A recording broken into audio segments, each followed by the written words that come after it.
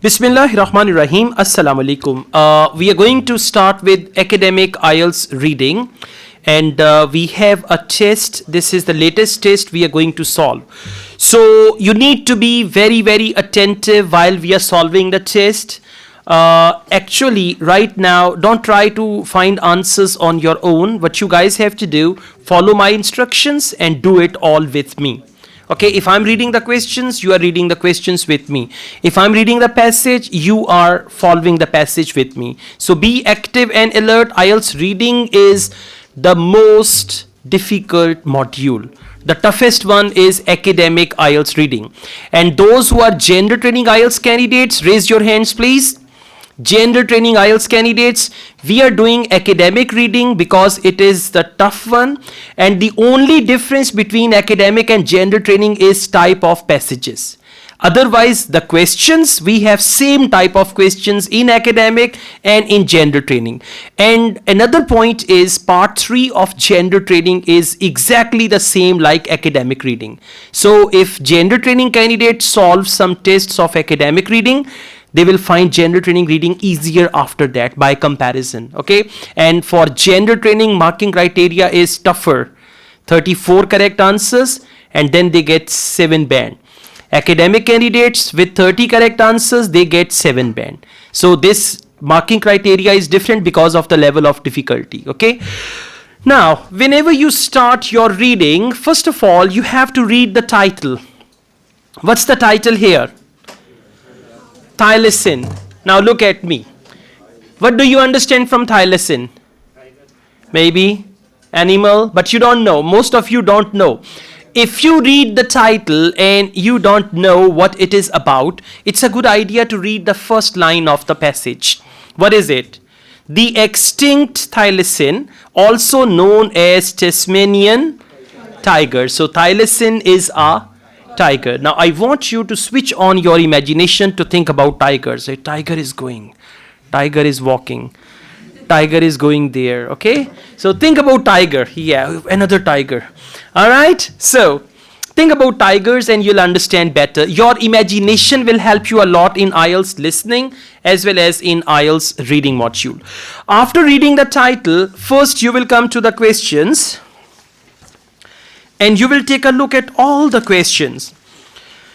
Questions 1 to 5, complete the notes below. Now guys, I tell you, there are two types of questions. One is type A and one is type B. Type A questions are those where questions and answers are in order. And type B questions are those where questions and answers are not in order. Now you may ask me, how do we get to know it's type A or type B? I'll tell you about that. Mainly type B questions are just few. Two type of questions are type B.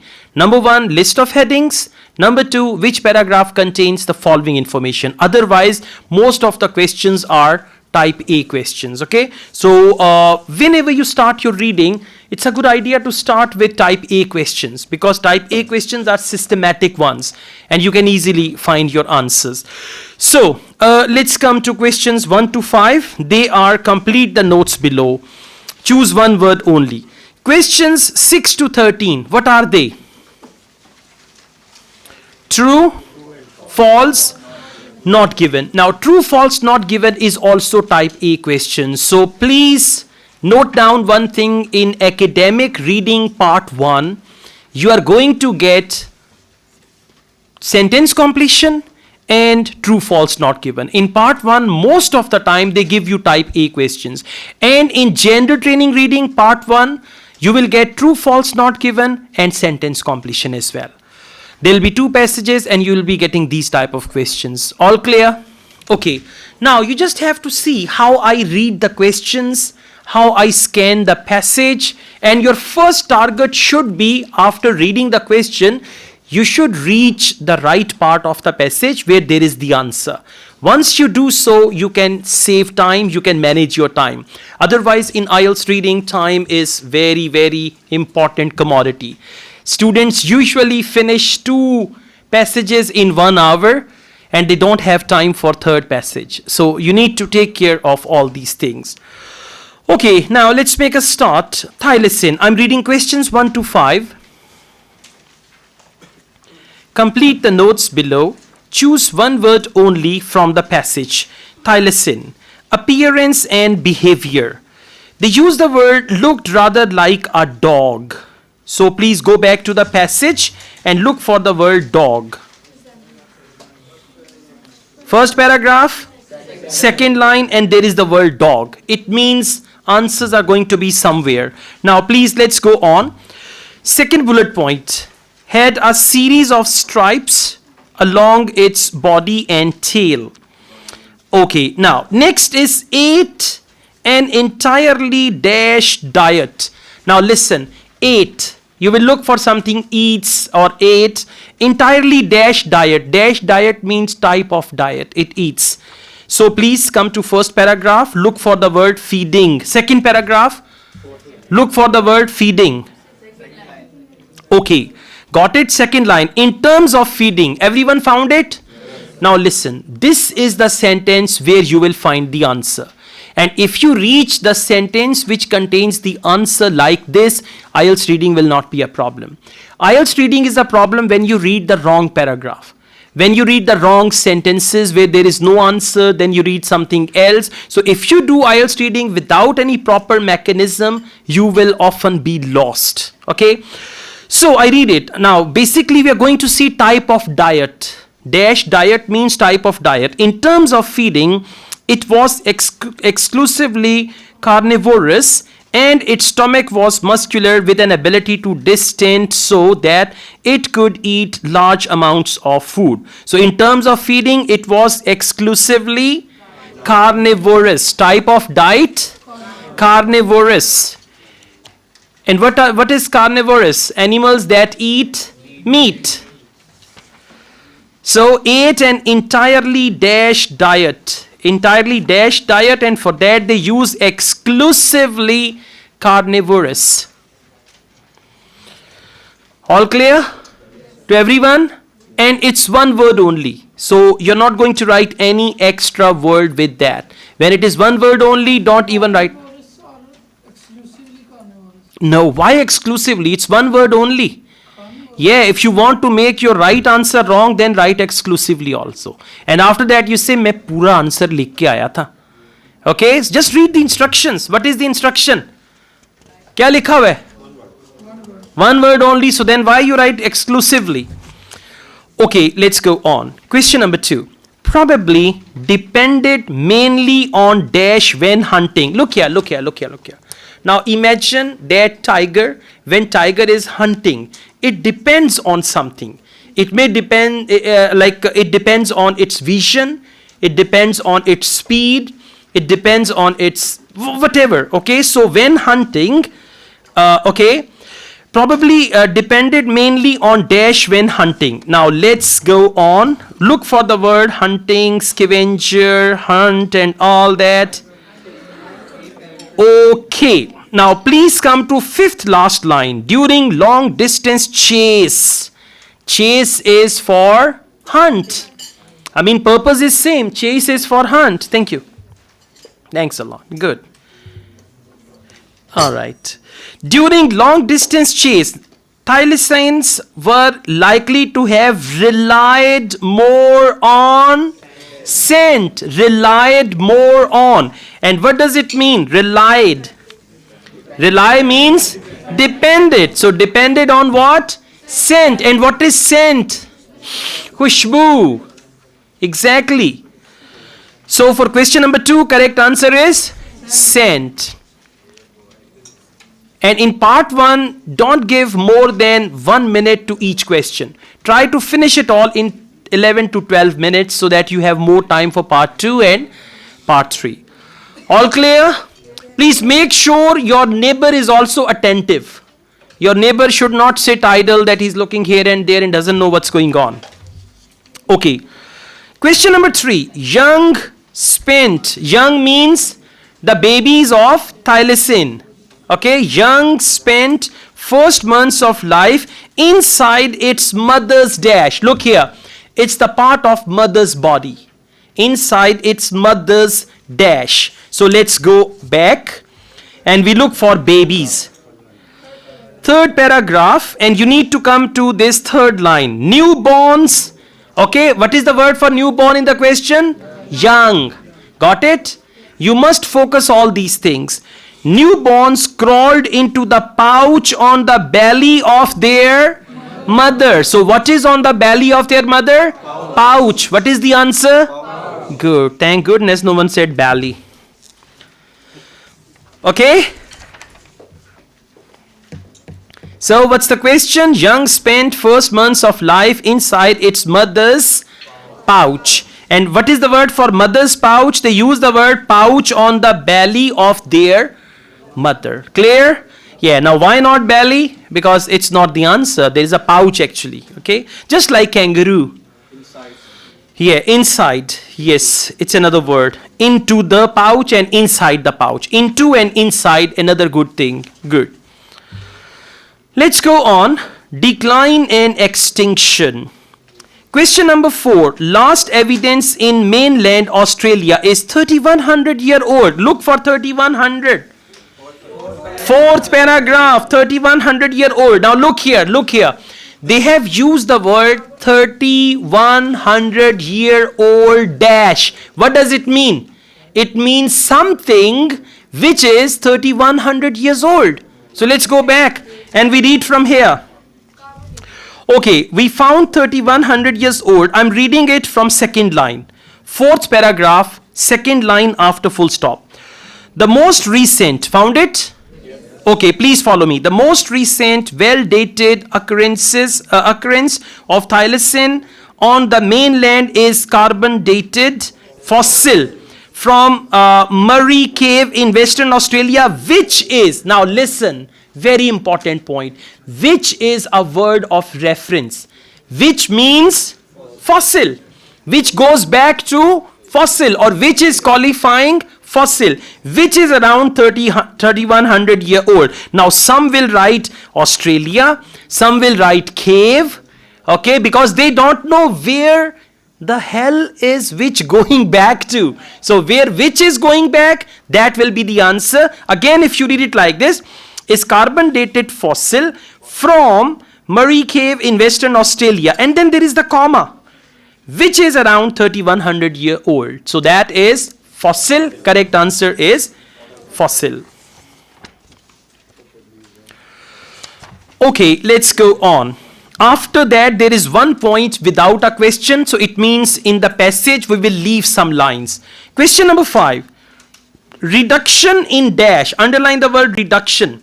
Reduction in dash and available source of food were partly responsible for decline in Tasmania. Now let's look for reduction and we go on. Next page. Next page. Please come to next page.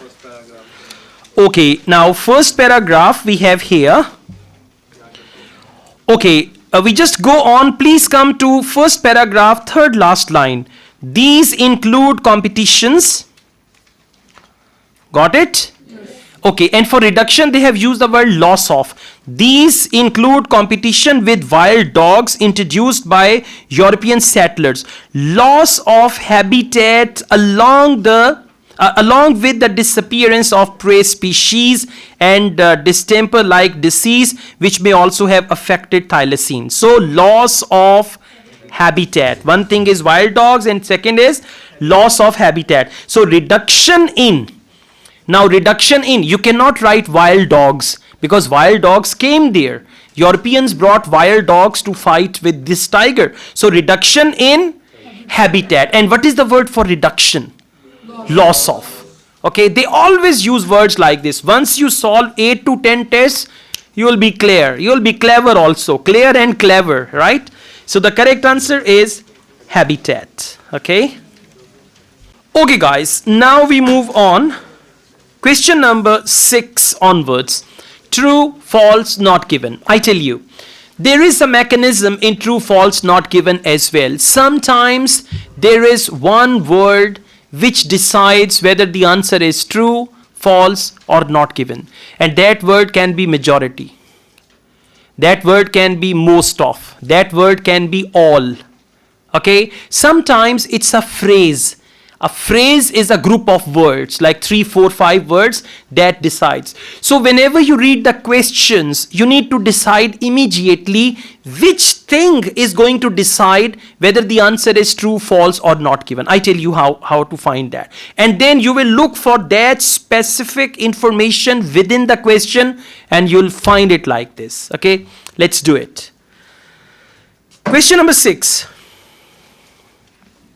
Significant numbers of thylacines. Underline significant number. In true, false, not given, they always give words like this. Significant numbers of thylacines were killed by human. Now, significant number were killed by human from 1830s onwards. Look here. Look here. If majority of thylacines were killed by human from 1830s, answer is true. If they were killed by hunters, hunter is human, people, okay, then the answer can be true.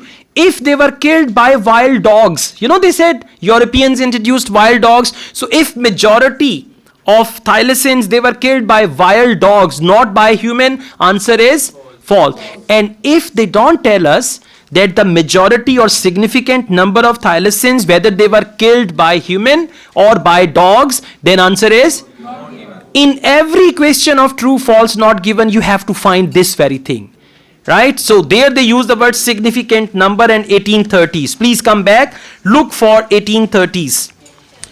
Second page, first paragraph. Got it?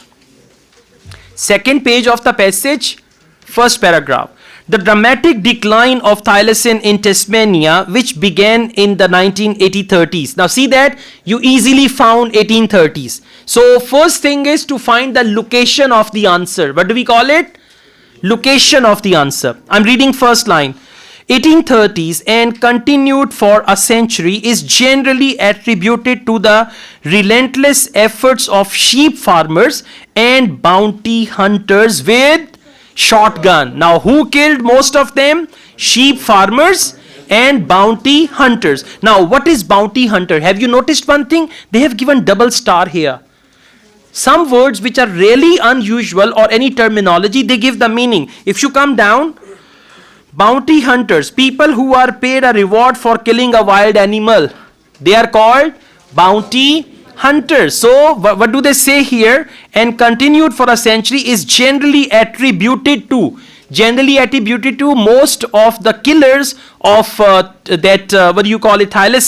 They were sheep farmers and bounty hunters, and both of them are human. So please come back.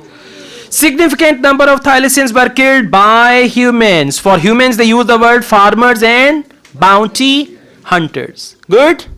Clear? Good. And you should write true, T-R-U-E, true, or capital T, whatever. Let's go on. Question number 7. Several thylacines were born in zoos. Underline several thylacines born in zoo during the late 1800s. Now listen. Late 1800s. What does it mean? This is very important point. Late 1800s. What does it mean? No, listen. Late 1800s means 1770, 1780, 1790, 1795. Remember this thing. Now, which century is going on? 21st century. But what do you write? 2022. 2022 means, 20 is 20th. You understand this point? 20 is 20th and the century is 21st. So this is what you need to understand. When they say 1800s, don't look for 1800. Look for 17 something. Okay, and as they said, late means 1785, 1795 and all that. So several thylacines were born in zoos. Let's go back. Questions and answers are in order. Found the word? Okay, next paragraph, and we've got this first line. Alright, let's just go on. There was only one successful attempt to breed a thylacine in captivity. In captivity means in the zoo. Captivity means in the zoo. there was only one successful attempt to breed a thylacine in captivity at Melbourne Zoo in 1899. Now, what is 1899?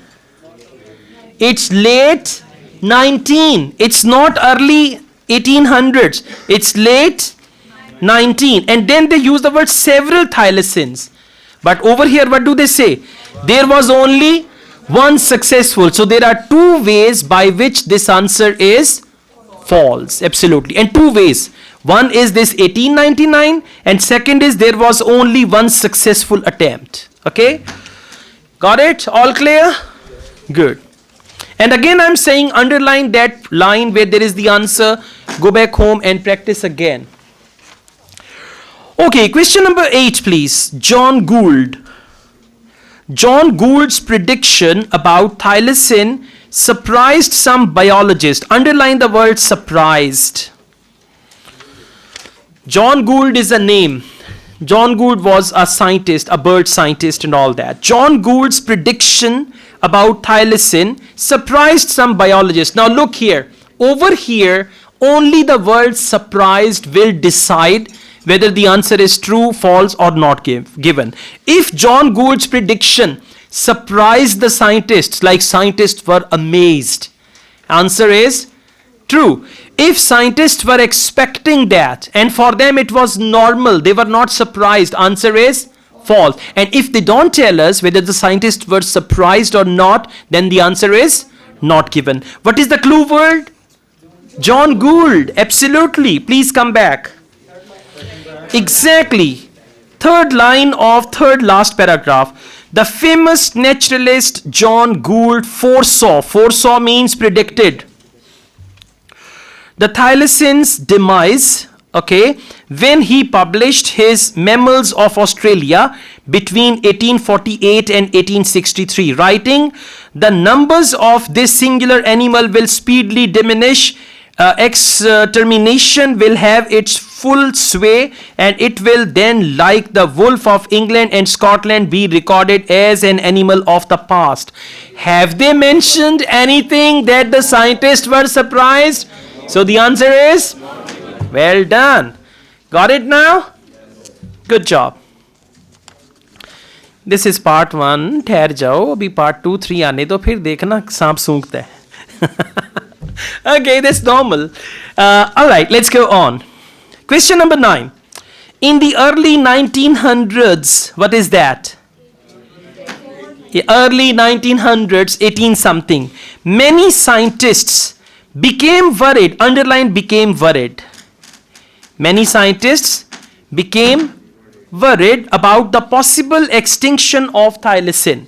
Now listen, if scientists became worried about the possible extinction of thylacine, answer is true. If scientists did not pay any attention, if they did not notice about it, then the answer is false. And if they don't tell us whether the scientists were worried or not, then the answer is not given. Let's go back. Question number 9, second last paragraph.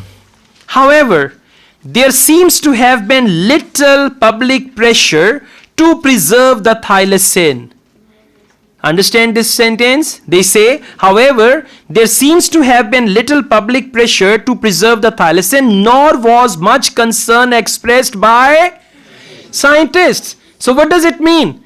Scientists were not worried. When they use the word concerned, they use the word nor was much concern expressed by scientists. So when scientists were not concerned, they were not worried. So the answer is false. If you do IELTS reading logically with understanding, believe me, it's going to be easier for you. And if you're going to move here and there for answer of question number 1, for example, you are reading middle paragraph, then you read another paragraph, then you read more. In IELTS reading, when you start reading more, you will start getting confused and then you will never find the answers, okay? So be careful. Have you noticed one thing? We are reading only 1 to 2 lines. For each answer, we are reading 1 to 2 lines. And how do we reach there? We read the question. From the question, we find the clue word and we go there, okay? Let's go on. Question number 10. TT flying. Now, what's the clue word? T.T. Flynn's proposal to rehome captive Thylacines. Rehome means bring them back. For example, in Pakistan, there is a place called Kalar Kohar. And once upon a time, there used to be peacocks there. Now they have just few peacocks. So rehome means we bring some peacocks and leave them there. That means rehome. So T.T. Flynn's proposal to rehome captive Thylacines on an island proved to be impractical. Now listen, if his proposal was practical, answer is false. If his proposal was impractical means not practical, answer is true. And if they don't tell us, they talk about his proposal, but they don't tell us whether it was practical or impractical and all that, then the answer is not given. Now let's go back. Third line. Second last paragraph, third line. A notable exception was T.T. Flynn, professor of biology at the University of Tasmania. In 1914, he was sufficiently concerned about the scarcity of the thylacine to suggest that some should be captured and placed on a small island. But it was not until 1929, with the species on the very edge of extinction, that Tasmania's Animal and Birds Protection Board passed blah blah blah blah blah. See that? They did not mention anything whether his proposal was practical or impractical. Now have you noticed one thing? Just one word. Practical or impractical, or no mention of that very thing, which decided the answer is true, false, or not given. So question number 10, answer is not given. Okay, question number 11, please. There were still reasonable numbers of thylacine. Underline, still reasonable number of thylacines in existence when a piece of legislation protecting the species during their breeding season was passed. Okay, now listen. They made a legislation that during the breeding season of thylacine, they will not kill them. Okay, what was the law? The law when a piece of legislation protecting the species during their breeding season was passed. Now, when they passed the law, try to understand the question. When they passed the law, there were still reasonable numbers of thylacine. Now, if when they passed the law, there were reasonable number of thylacines, answer is yes.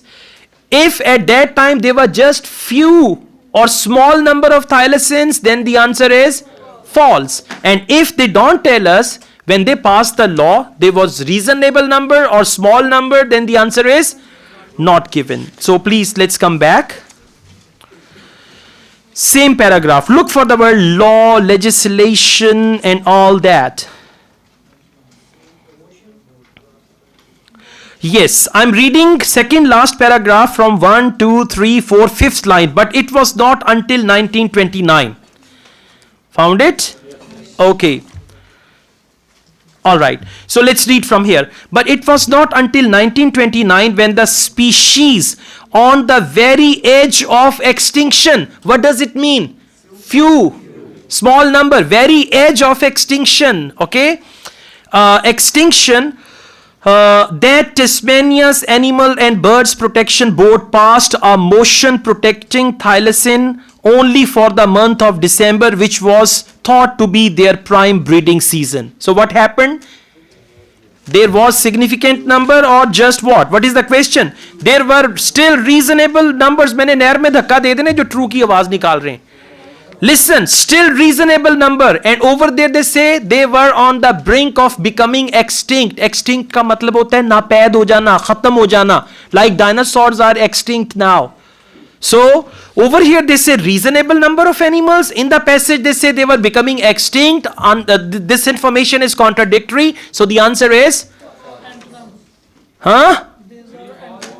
false. Answer is false. Okay. कहीं शायद कुछ और आ गया market में नया है. Okay, question number 12 please. Question number 12. From 1930 to 1936, the only known living thylacines were all in captivity. In true false not given, word all is very dangerous. Encircle all. And imagine the question, 1930s to 1936, that is your clue word. Now they say only known living thylacines were all in captivity. Now listen, if only known thylacines were all in captivity, answer is true. If some were in the jungle and some were in captivity, it means not all. If they use the word majority of them, they were in captivity. Now majority does not mean all. Okay, you just have to focus the word all. Let's go back. Same paragraph, and you see the word 1930. I'm reading it from fourth last line. The last known wild thylacine to be killed was shot by a farmer in the northeast of Tasmania. What does it mean? Farmer ne to maar diya. Okay. All right. They say, I'm reading this one again. The last known wild thylacine to be killed was shot by a farmer in the northeast of Tasmania in 1930, leaving just captive specimens. Official protection of the species by Tasmanian government was introduced in July 1936, 15 days before the last known individual died in Hobart Zoo. So last one also died in Hobart Zoo. Now please come back. Wait a minute, let's read the question, then we decide. From 1930 to 1936, the only known living thylacine were all in captivity. Now listen, how many were left? Okay, so please come back here. What do they say? We read it again. They said here, after this, the last known wild thylacine. Last known, that was wild thylacine, but we are looking for thylacine in captivity, in the zoo. To be killed was farmer. Then they say, leaving just captive specimens. Now what are those captive specimens? Official protection of the species by Tasmanian government was introduced in July. Then they say 59 days before the last known individual died. Last known individual died in Hobart Zoo. So what does that mean? Only known living thylacine were all in captivity. All in captivity means they had only one. So that one was all. So the answer is true. Read again if you think it is false. Just focus the word all. And for all, they only said the last one. See, last known individual. Okay, underline the word last known individual. Last known individual means all. Clear? Last known individual, that means all. Yes, please. Yeah? No, but when we come to the, no, that we are not reading about that. That was killed by a farmer. We are not reading about that. We are reading the last line, where they say last known individual died in Hobart Zoo. We are reading that one, okay? So the answer is true. Okay, let's go on. Yes, the only living thylacine were all in captivity. So that was in captivity. Farmer killed in 1930. Yeah? It must be included in that. It is included, yeah. Okay, let's go on. Please come to question number 13. When they say 1936 July, so that includes it. Huh? क्यों नहीं थे? पढ़े तो सही. क्या लिखा हुआ है? Last known individual died in Hobart Zoo. Zoo किसको कहते हैं? हाँ? That was killed by a farmer. We are not talking about that. उसके साथ क्या लिखा हुआ है? देखें, wild thylacine. We are not concerned about wild thylacine. What are we concerned about? It's about the types actually, wild type and Wild is not in the zoo, but we are concerned about the thylacine in the zoo. Yeah. Okay. And by the way, if you are confused, it's your own confusion. In IELTS reading, it's all clear. अगर आपको लग रहा है ना, वो आपको ही लग रहा है. Okay, yes. Let's go on. Question number 13. Attempts to find living thylacines are now rarely made. Okay, attempts to find living thylacines. Now means present. Okay, now if they say attempts to find living thylacines are now rarely made, means just sometimes they try to find thylacine, otherwise they don't make any attempt. Attempt means koshish, try. Last paragraph. There have been numerous expeditions, underline numerous expeditions, and searches for thylacine over the years, none of which has produced definitive evidence that thylacine still exists. The species, focus this line, the species was declared extinct by Tasmanian government in 1886. Now listen, you guys know, look here, try to understand. You guys know dinosaur is an extinct. Now, are there any scientists who are searching for dinosaurs on planet Earth? No, because it is confirmed extinct. So they say here, the species was declared extinct by Tasmanian government in 1986. When something becomes extinct, then why will people go and find it? Question number 13. Attempts to find living thylacines are now rarely made. Very technical question. What is the answer? Excellent, not given. Because they did not tell us. Now they say the animal has become extinct. So when some animal has become extinct, they will not look for it. Last paragraph mein there have been numerous expeditions. Past tense, sir. Past tense. No, just a second. He's right. Listen, in the question they have used the word now. Try to understand my point. Now means present. There have been numerous expeditions means past. हाँ जी, हाँ ये ऐसी करूं पढ़ के आने ठीक है, all good, thank you. Okay guys, now let's move on. It's reading passage 2 and the title is palm oil, Sufi canola. Alright, so palm oil is the topic and you know this oil already, like it's a cooking oil.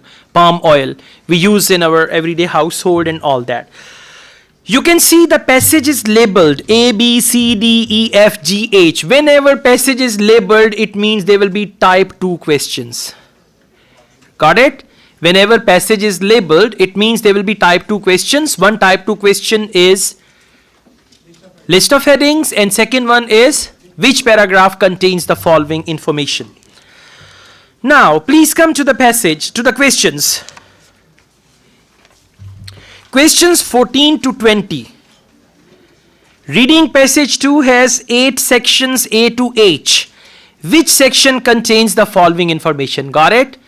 This is type B and you will do it in the end. If you start with this question, wow, amazing thing will happen. You will lose your mind.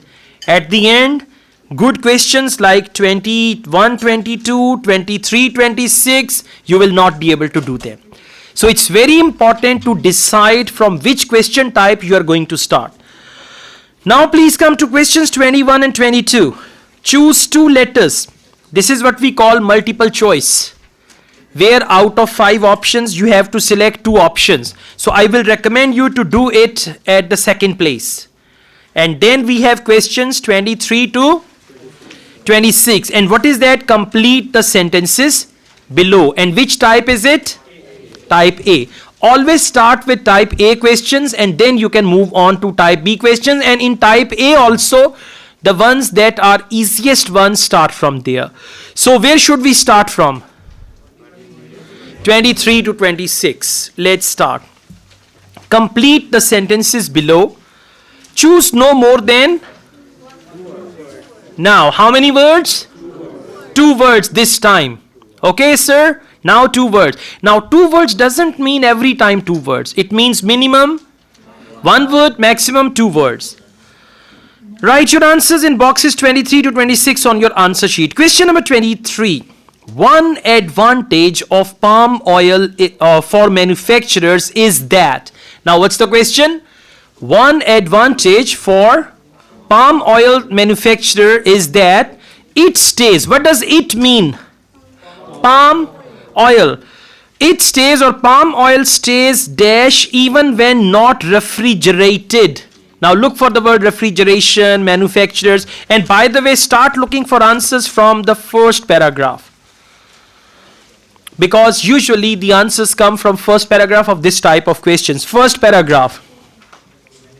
Found the word manufacturers? Okay, now please follow me and listen. Look here, look here. Your first target should be to find the location of your answer.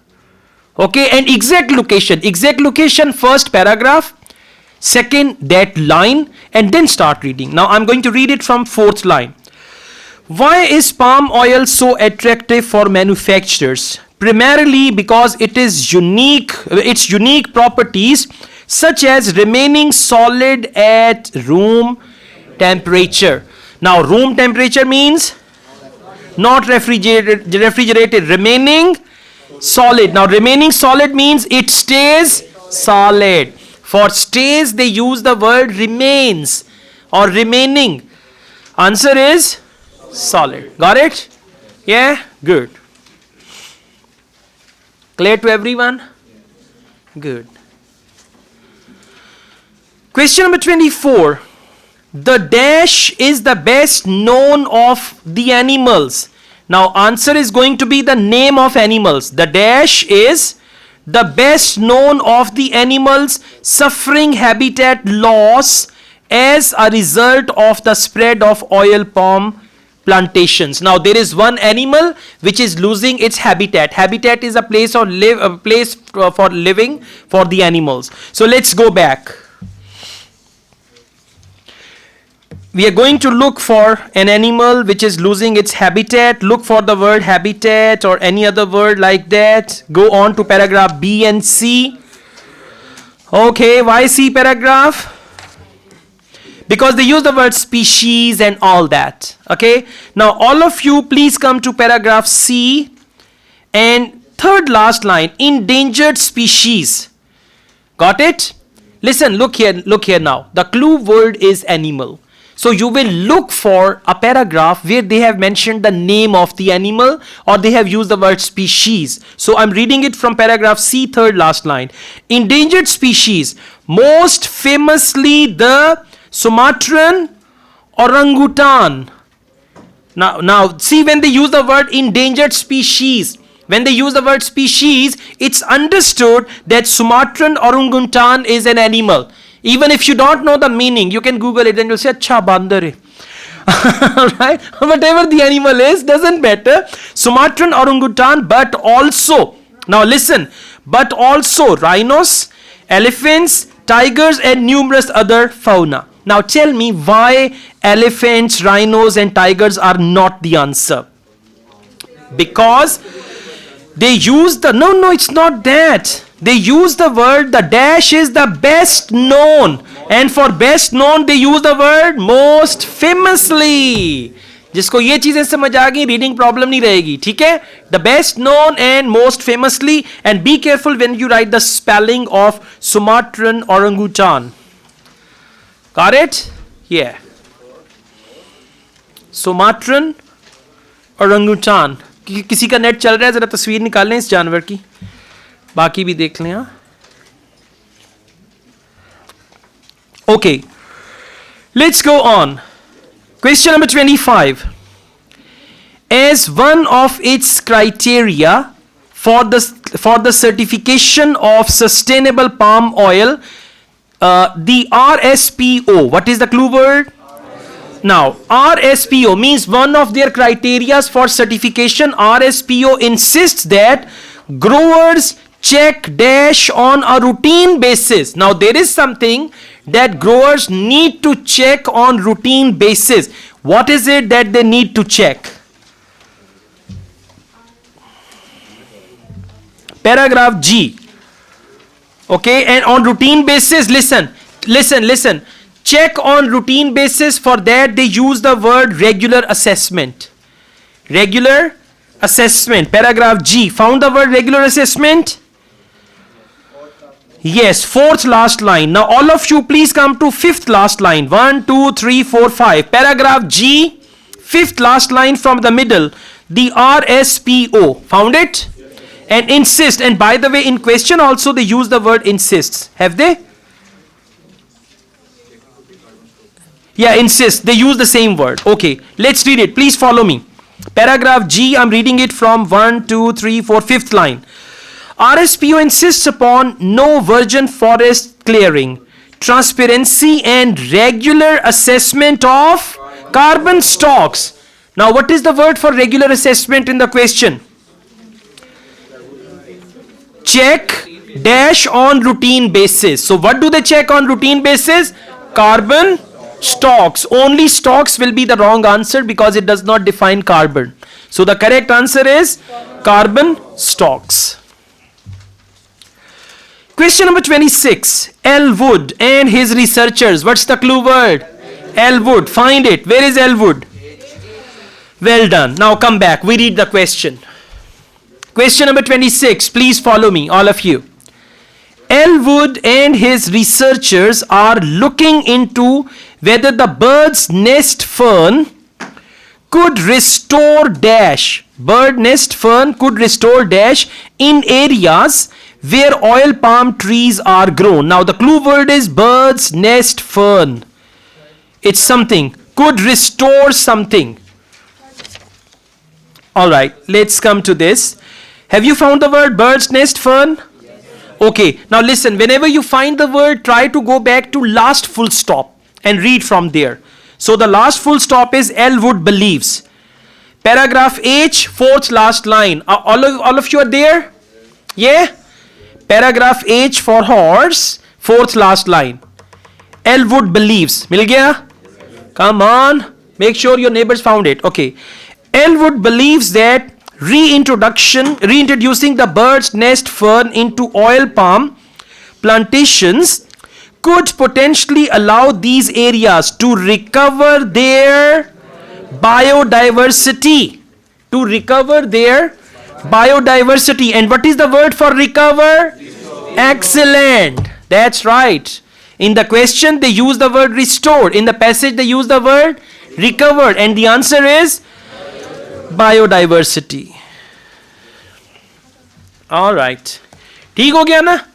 अब जरा देखें, आपने 4 questions का answer कर लिया और अगर आप स्टार्ट करते 14 से 20 तक, इतना क्योंकि 14 से 20 तक जो क्वेश्चन है उसके लिए आपको पूरे पैसेज, हर क्वेश्चन के लिए पूरे पैसेज पे जाना है, हर क्वेश्चन के लिए.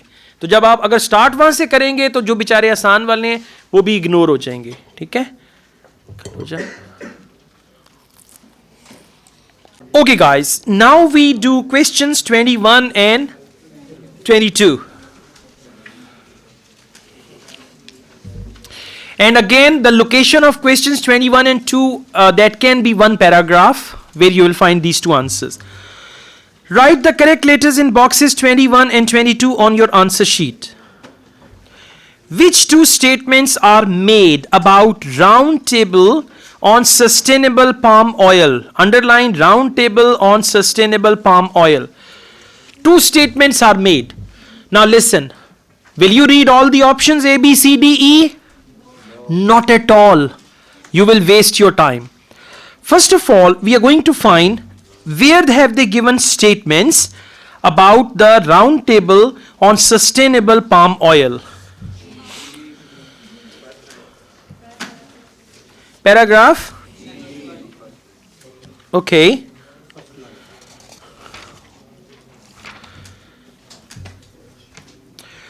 All right. Please come to paragraph G and now listen. Both answers are going to be here. So what you have to do, you're going to skim read paragraph G.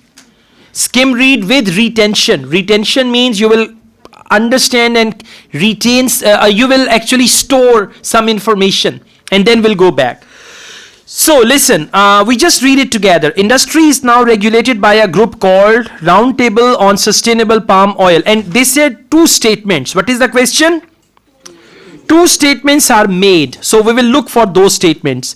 Okay, consisting of palm oil growers, retailers, produce manufacturers and other interested parties. Now please read from here. Over the past decades or so, an agreement has gradually been reached regarding standards that producers of palm oil have to meet. What is one statement? Standards that palm oil producers have to meet in order for their product to be regarded as officially sustainable. So what is the first statement? The statement is the producers of palm oil, they have to meet certain regulations in order for their product to be regarded as officially sustainable. Now please come back. Option A. Its membership has grown steadily. No, they didn't mention that. Option B, it demands that certified producers can open and honest about their practices. No. C, it took several years to establish its set of criteria for sustainable palm oil certification. Now what is that? Standard. They use the word regarding standards that producers of palm oil have to meet in order for their product to be regarded as officially sustainable. When the product is regarded, it means the product is certified. So for question number 21 or 22, answer is C. It took several years to establish its set of criteria for sustainable palm oil. Okay, now let's go on. Now we read ahead of it. After sustainable, the RSPO, found it? The RSPO insists upon no virgin forest clearing. Virgin forest means a forest which has not been cut before. So no clearing the forest. What are they doing? They are cutting the forest and there they are growing palm oil. So many different species of animals, they are becoming homeless. Right? So they say transparency and regular assessment of carbon stocks among other criteria. What are two criterias? Transparency and regular assessment of carbon stocks. Come back. Transparency and regular check of carbon stocks. Transparency. Transparency means being honest. When you are honest about something, you are transparent. Option B. It demands that certified producers be open and honest. Now go back and see what is the word for open. Transparency and regular assessment of carbon stocks among other criteria. So no virgin forest clearing, that is very clear, and transparency is for honest and regular assessment of carbon stocks. So that is option B. It demands that certified producers be open and honest about their practices. So for question number 21, answer can be B, 22, answer can be C, or you can write in any order. Listen, for double multiple choice questions, you can write your answer in any order. Like 21 is B, 22 is C, both ways it's going to be right, okay? Alright, okay guys, now we are going to do another confusing question type, which is type B. And by the way, type B questions will be just, it depends on your luck. Whenever students complain reading was very difficult, it means there were more type B questions. And if there are more type A questions, then reading is going to be fine, okay? In part 1, mostly they give you type A questions. But if you are unlucky, part 1 starts with list of headings. Okay, part 1 starts with which paragraph contains the following information, okay? So don't worry. Now, which paragraph contains the following information? Please listen. First, bhashan. Bhashan is this. Whenever they give you which paragraph contains the following information, they give you a sentence or a phrase. In the passage, exactly there is a similar sentence or similar phrase, and you have to match them. That's it. Okay? But you know, finding one sentence from all the passage when they have replaced the words all together is not an easy job. So that is why do it at the end, because then you'll be familiar with the passage. Now at least we are familiar with this palm oil because we have already done 21, 22, 23 to 26. So we are familiar. Now let's start. Question number 14. Examples of a range of potential environmental advantages. Underline underline examples and then range of potential environmental advantages of oil palm cultivation. Now find a paragraph where they talk about oil palm cultivation and environmental advantages, like environment is good for that, environmental benefits, environmental advantages and all that. Look for the word ecological, look for the word benefit, Environmental advantages, ecological benefit. Scan it. Scan it. Ecological benefit. That's right. Everyone, please come to paragraph F, and I'm reading it from third line. Oh, bas kar ja. Paragraph F from third line. Paragraph F, third line. After full stop, that immensely high yield, which is predominantly what makes it so profitable, is potentially also an ecological benefit. Now, when they say potentially ecological benefit, and by the way, if you come to the second paragraph of F, second paragraph of F, third line, after full stop, the more carbon a plant sequesters, the more it reduces the effect of climate change. So this is one ecological benefit, and the other one is given in paragraph F, the first part. So question is examples of a range of potential. For range, they have given two examples. Come back, please. Come back to paragraph F. What is one example?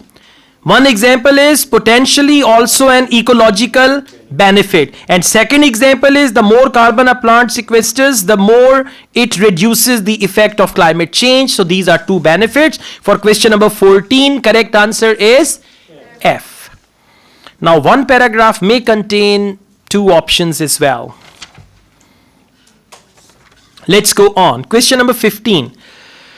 Description of an organization, you know it already. Description of an organization which controls the environmental impact of palm oil production.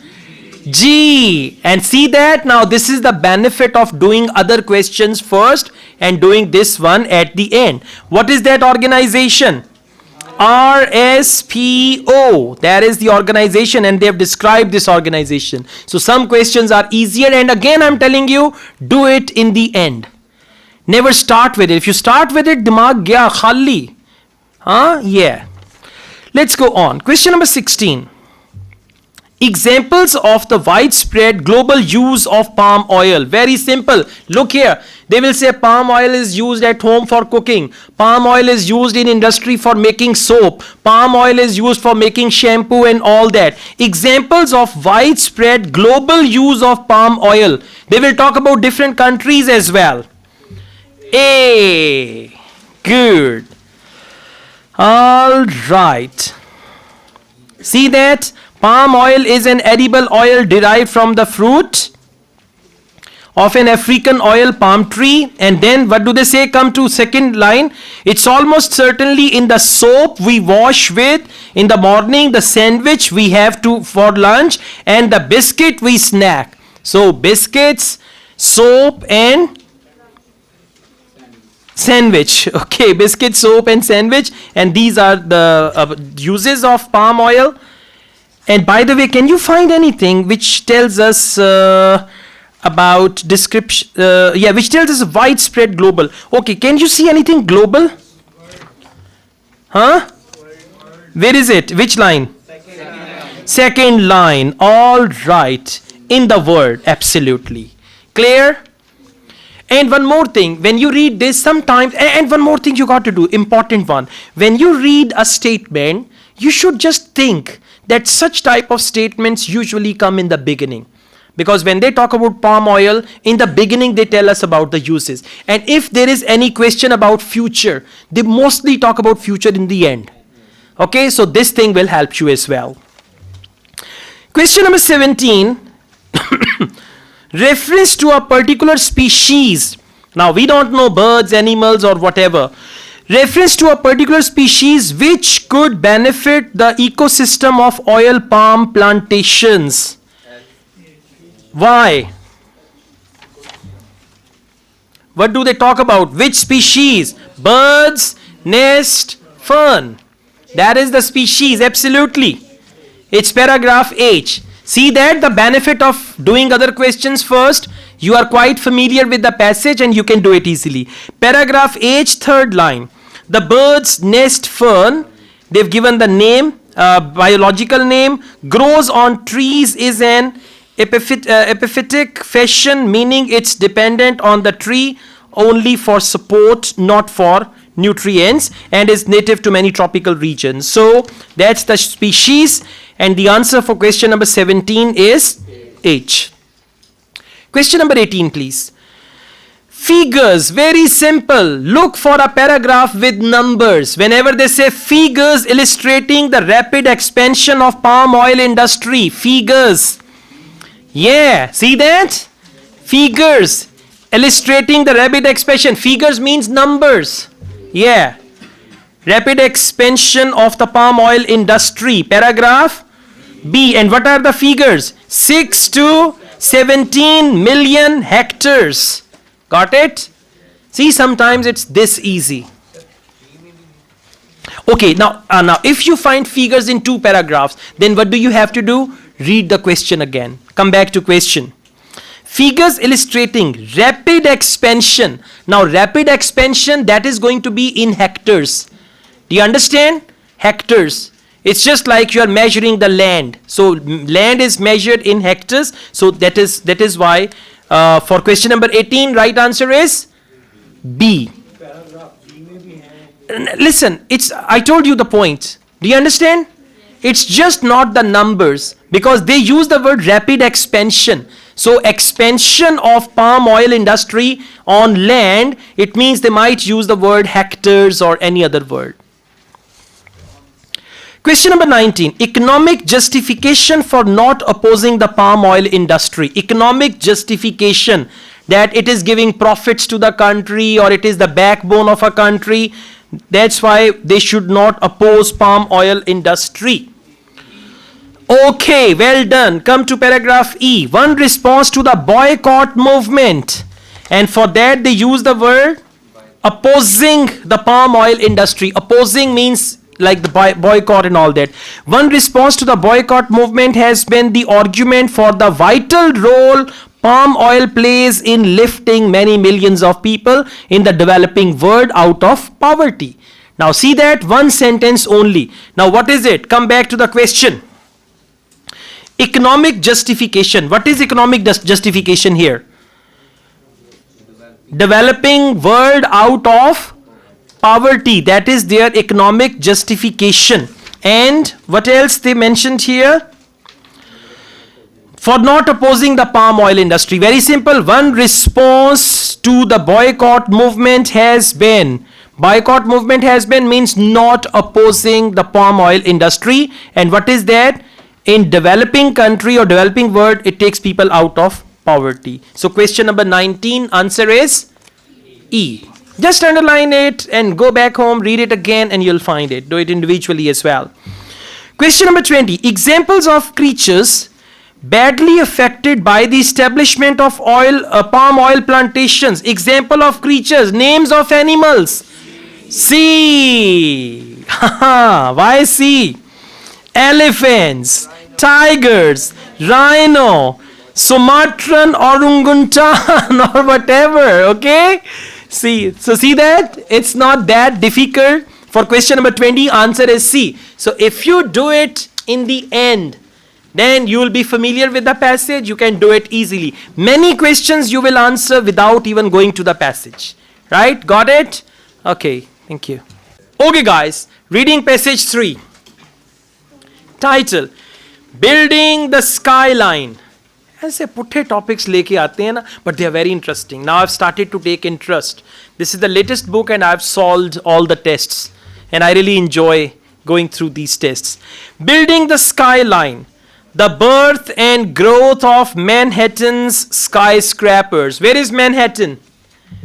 In New York, in America. Alright? Yeah. Don't say, Sade pind de naal duja pind Manhattan. Okay?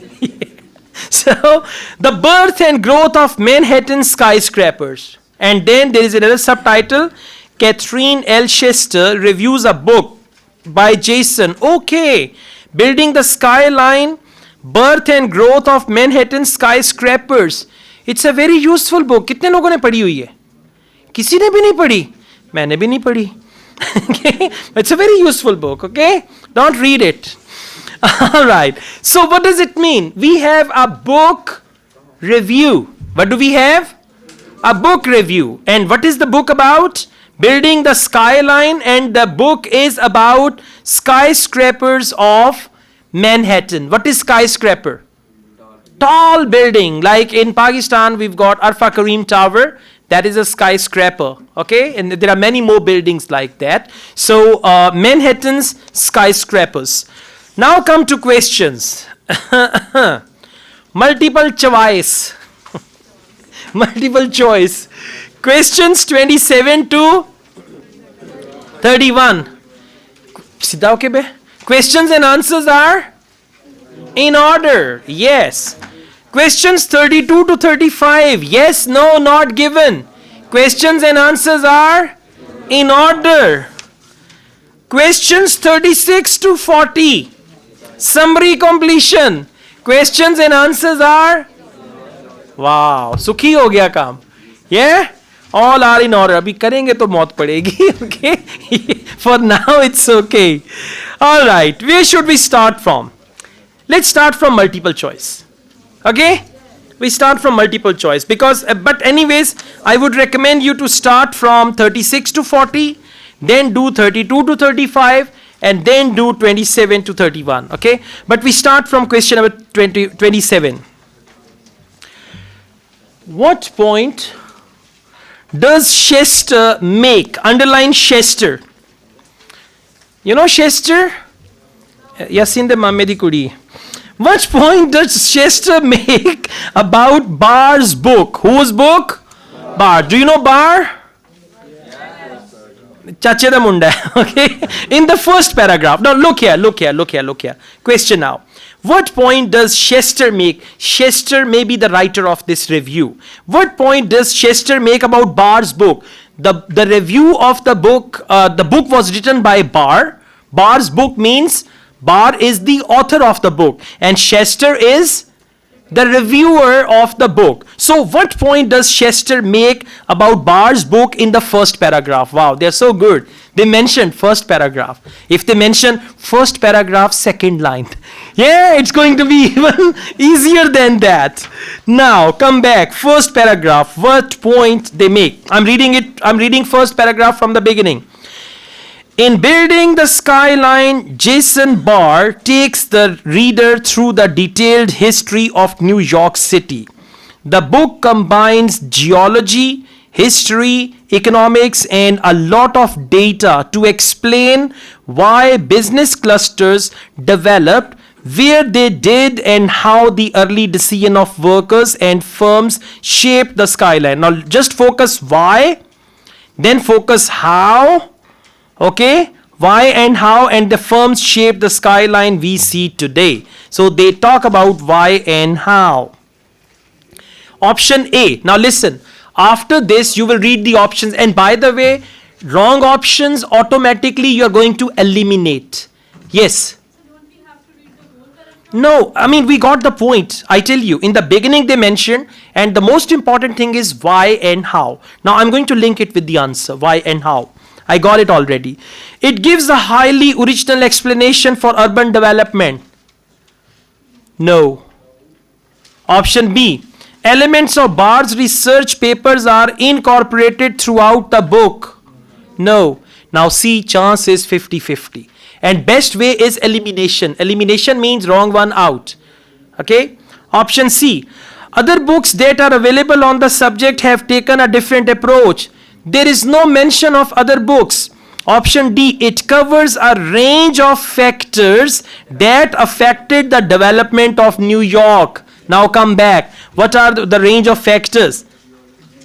Yeah, they mentioned that why business clusters development, where they did. Now why, where, how. So they are range of factors. So for question number 27, correct answer is D for doctor.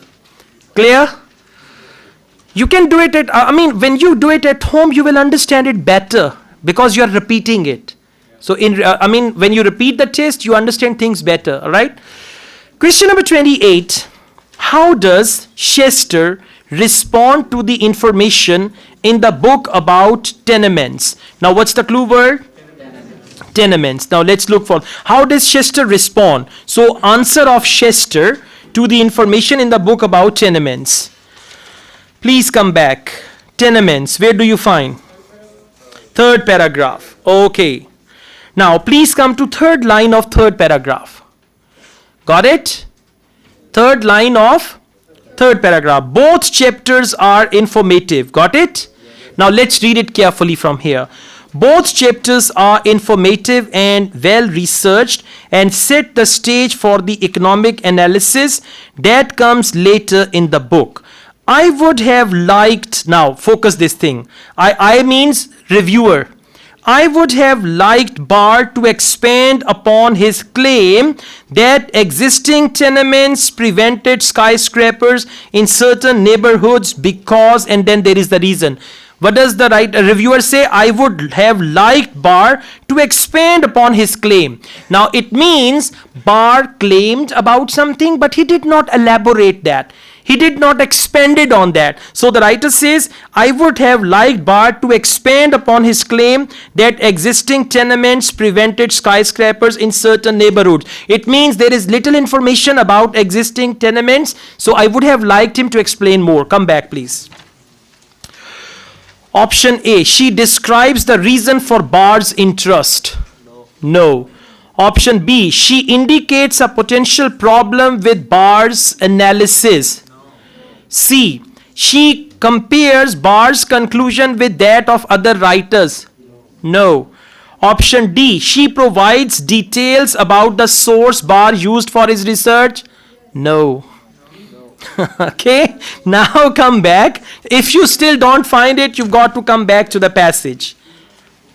Please come back to the passage. We read it again from here.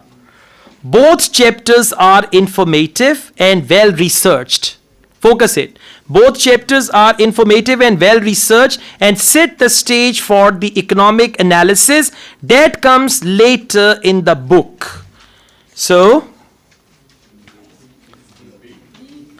all right, option B, she indicates a potential problem. What is that potential problem? Not? Absolutely, with Barr's analysis. So please come back. This is set the stage for economic analysis that comes later in the book. I would have liked Barr to expand on his claim. So he explains later in the book, but she wanted that explanation first. That's why she indicates a potential problem with Barr's analysis. And what is that problem? Not? Absolutely. This thing, Barr to expand upon his claim. So that is the problem that existing tenements prevented. Correct answer is option B. Sometimes when you eliminate wrong choices, you are left with the right answer. And sometimes if you don't read carefully, first of all, you will eliminate the right answer. Okay? You will say, "Ye to hai hi nahi," aur wahi answer hota hai. So be careful. Question 29. What does Chester say about chapter 6 of the book? What's the clue word? Yes, chapter 6. What does Chester say about chapter 6 of the book? Second page, third paragraph. Chapter 6, fourth last line.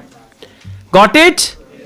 Second page, third paragraph, 1, 2, 3, fourth last line. Now what does Chester say?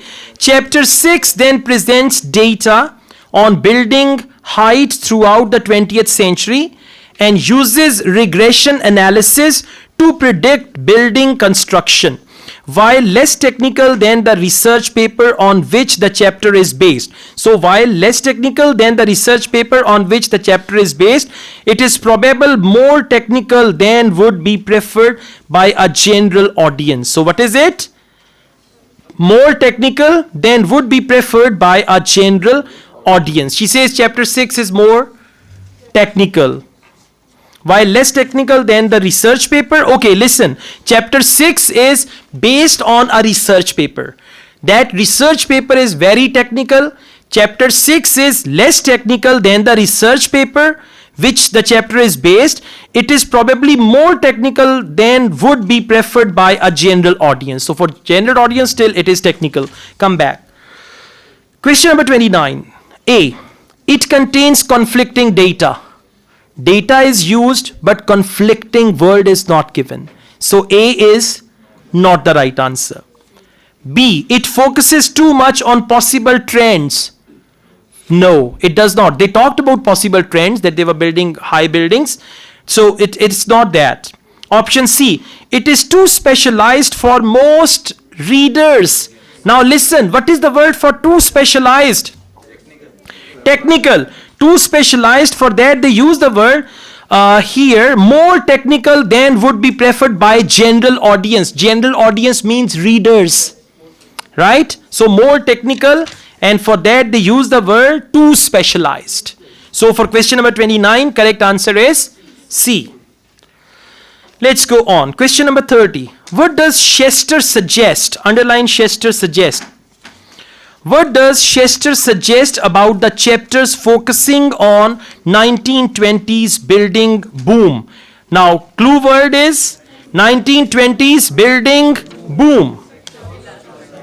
Well done. And the question is, what does Chester suggest? Please come to second last paragraph. Chapter 8 and 9 focus on the birth of Midtown and building boom of the 1920s. Chapter 8 contains lengthy discussions of urban economic theory that may serve as a distraction. Now, this may serve as a distraction to readers primarily interested in New York. So that chapter is a distraction for the readers who are primarily interested in New York. Come back.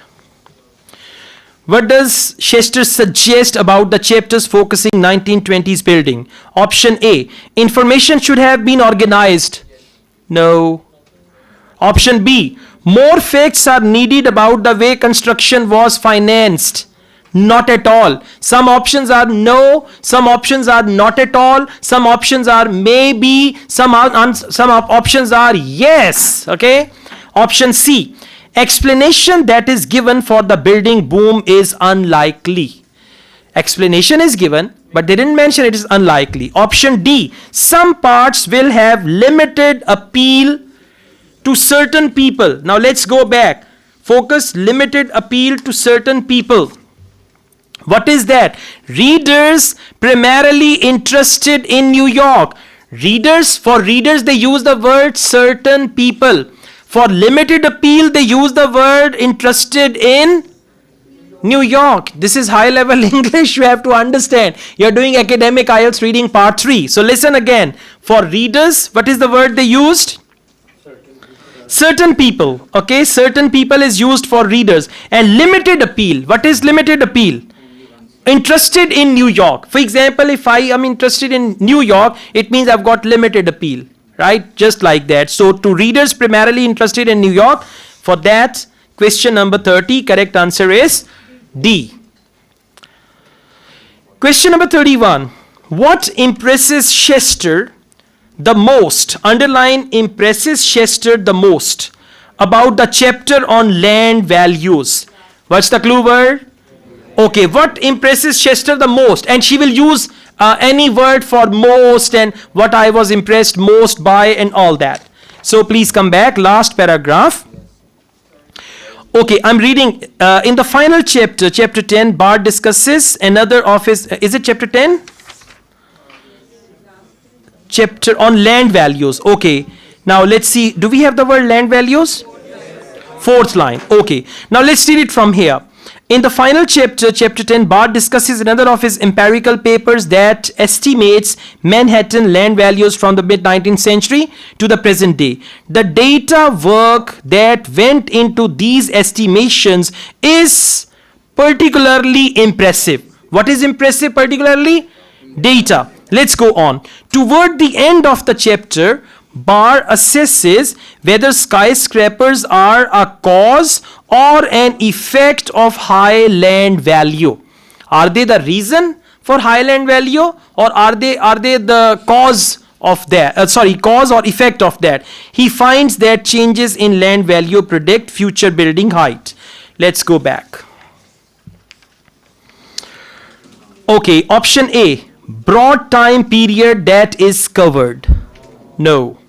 Option B, interesting questions that Bart asks. This is not given. Now we are left with C and D. Be careful. Nature of the research into the topic. D. Recommendations bar makes for the future. Okay, now let's come back. They say the book ends with an epilogue in which Bar discusses the impact of climate change on the city. There is no future. There is anything about future. So please come back to the question 31. Correct answer is C. Nature of the research. Let's find it. Nature of the research into the topic. What is the nature of the research? Data work.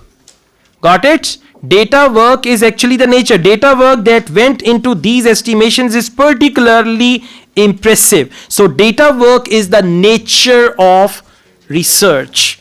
For question number 31, correct answer is C. Alright. हम लोग 12 बजे तक class कर रहे हैं रात के. ठीक है, अब सुबह 12 बजे तो आपने आना है ना. ठीक है, बुला रहे आपको.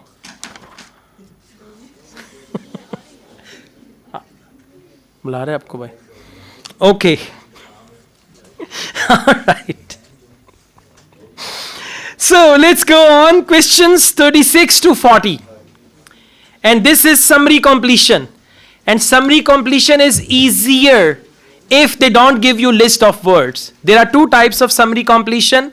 One, they give you list of words, that is more complicated. And one without list of words, for that you have to pick up a word and just write the word down there. But anyways, let's see. What's the topic? The bedrock myth. So the good thing is questions and answers are in order. And how many paragraphs are there in the questions?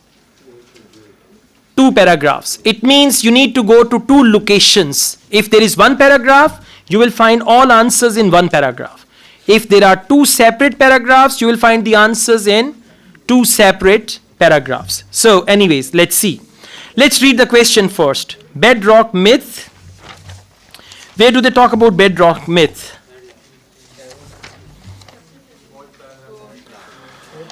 Okay, it's the third last paragraph of the passage where they talk about bedrock myth. So luckily we will find the answers here.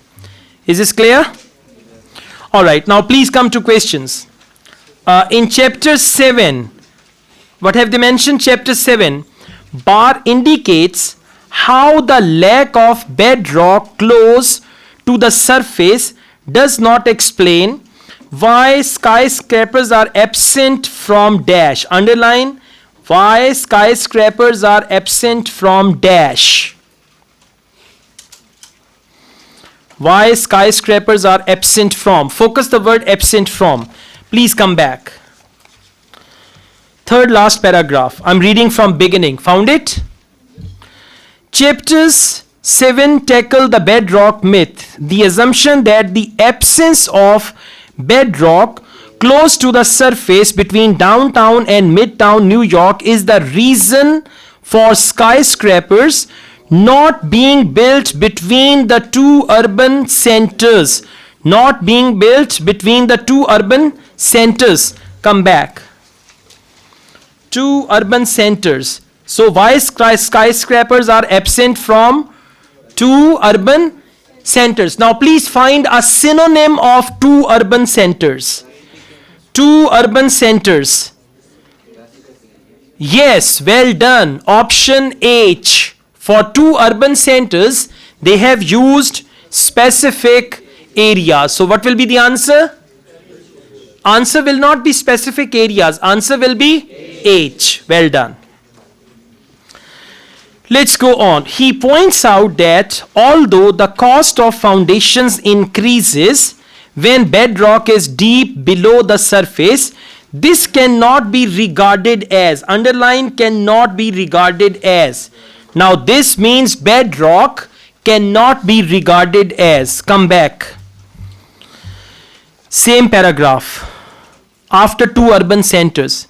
Rather, Bar argues that while deeper bedrock does increase foundation cost, these costs were neither prohibitively high nor were they large compared to the overall cost. Compared to the overall cost. Now come back. Look for something prohibitively high. They use the word prohibitively high. Okay, prohibitively high. Option D, excessive expense. When something is prohibitively high means very, very high. So that is option D, excessive expense. They cannot be regarded as prohibitively high, and for that they said excessive expense, especially when compared to. Now when compared to dash, go back, same line. When compared to dash, very good. Compared to the overall cost. Now find a word for overall cost. Well done. Overall cost, I, total expenditure. Got it? This is what they are checking in reading. Overall cost and total expenditures. Okay, a particularly enjoyable part of the chapter was Barr's account of how foundations are built. He describes not only how dash are made possible by the use of cations. Now find the word cation, and he describes not only how dash are made possible. Same paragraph. Okay, I'm reading it after overall cost. What I enjoyed the most about this chapter was Barr's discussion. Mil gaya? Okay, Barr's discussion of how foundations are actually built. He describes the use of cations which enable workers to dig down.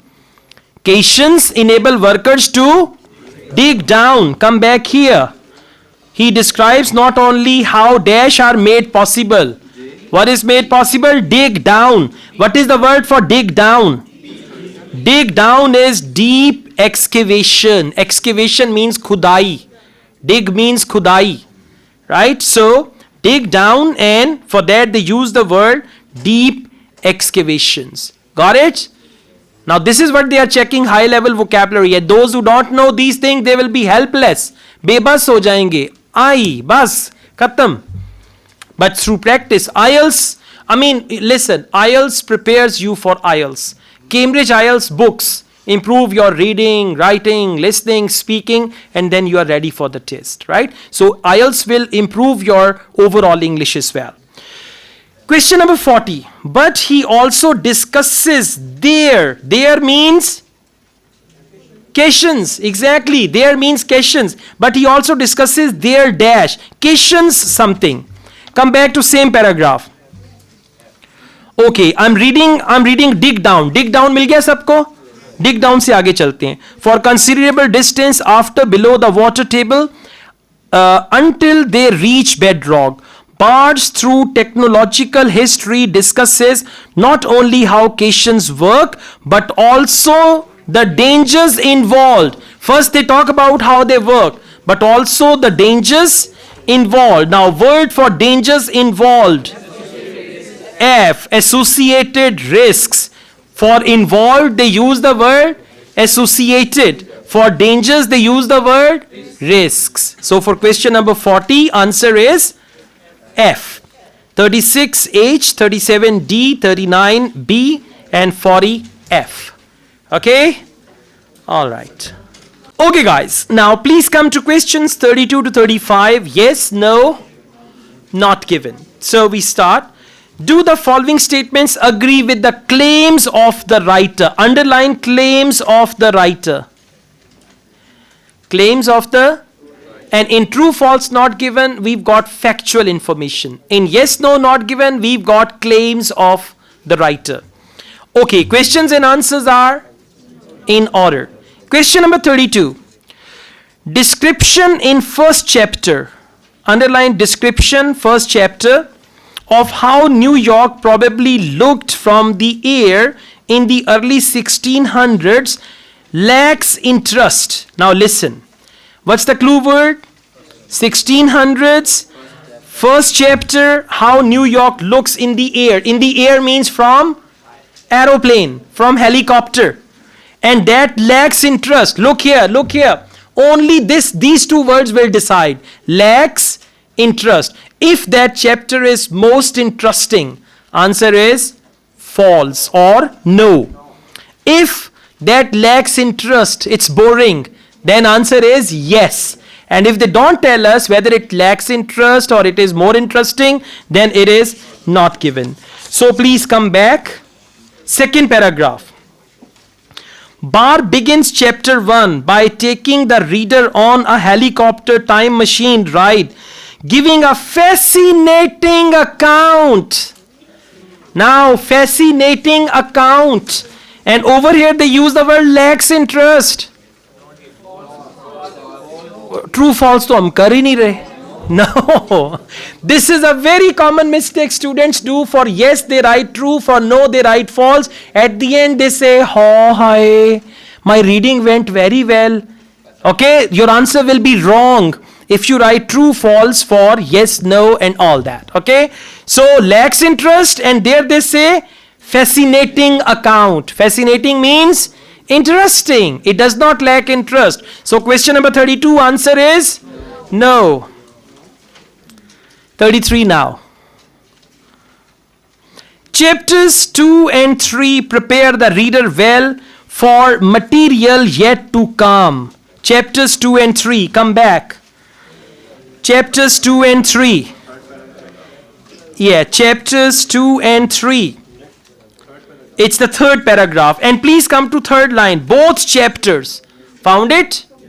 Third line, both chapters. Now what does both chapters mean? Chapters 2 and 3. Both chapters are informative and well researched and set the stage for the economic analysis that comes later in the book. So these two chapters prepare the readers for the next chapter that comes in the book. Chapters 2 and 3 prepare the reader well for material yet to come. What is material yet to come? The next chapters. Okay, answer is yeah. मैं थल्ले अब कहाँ ना true, पर मैं कौ खाऊंगा. All right, let's go on. The biggest problem, underline biggest problem. Yasin was a naswar leke aana. You know, have chundi and then start reading. No problem. Yeah. और नहीं वापस आ जा. वाकई ना लिया naswar. Once I did in one of the videos, there was the candy and I did it like this and I put it there. Actually it was candy, but I took it the way naswar is taken, but then I gave the clarification it's not naswar.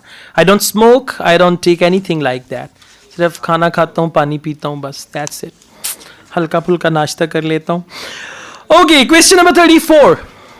Biggest problem for many 19th century New York immigrants. Underline biggest problem and then 19th century New York immigrant neighborhoods was lack of amenities. Look here. What are amenities? Electricity, water, sewerage, and all that. Telephone, gas. They are called amenities. So the biggest problem for many 19th century. If amenities was the biggest problem, answer is yes. Not true. Answer is yes. If there was another big problem, or the biggest problem was not amenities, they had amenities but they had another problem, then the answer is no. And if they don't tell us the biggest problem, then the answer is not given. Please come back. Look for the word amenities. Second page, first paragraph. Found it? I'm reading it from second line. Barr identifies 4 primary immigrant enclaves and analyzes their locations in terms of the amenities available in the area. Now, did he mention that amenities was the biggest problem? Number 1, no. Number 2, did he mention the biggest problem? No. So, what is the answer? Not given. Question number 35, please. In the 19th century, New York's immigrant neighborhoods, underline 19th century and underline New York's immigrant neighborhoods, tended to concentrate around the harbor. Now look here, if they tended to concentrate around the harbor, means the beach area. If they tended to concentrate around the harbor, it is yes. If they concentrated on other areas, not the harbor. Harbor means the beach. Okay, if you watch any movie of New York, you see there is that harbor, and beyond that there are the skyscrapers and all that. So that's very popular point. So in 19th century, New York immigrant neighborhoods mean the people who settled there, tended to concentrate around the harbor. Now please come back. Same paragraph where we found the answer of 34. Most of these enclaves, found it?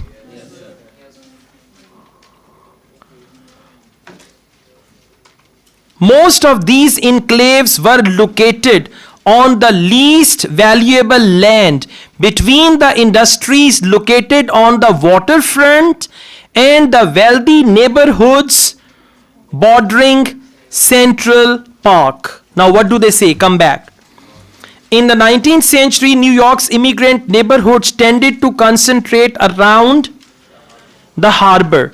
Now let's see if they tended to concentrate around the harbor or not. Come back here again. Most of these enclaves were located on the least valuable land.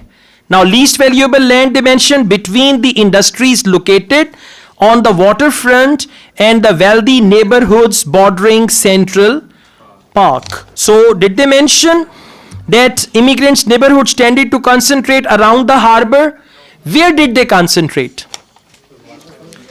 Exactly, most of these enclaves were located on the least valuable land.